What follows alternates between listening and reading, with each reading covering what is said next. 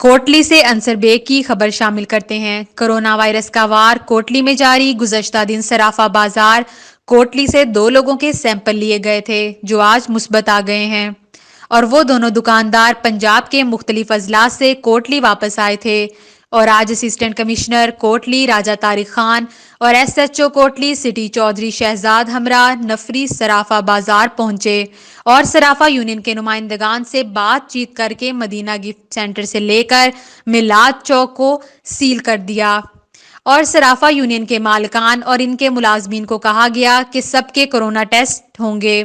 اور اس بابت جب صرافہ یونین کے صدر ظفر ملک سے ٹیم تلافی نے رابطہ کیا تو ان کا کہنا تھا صرافہ یونین انتظامیہ کے احکامات کی مکمل پاسداری کرے گی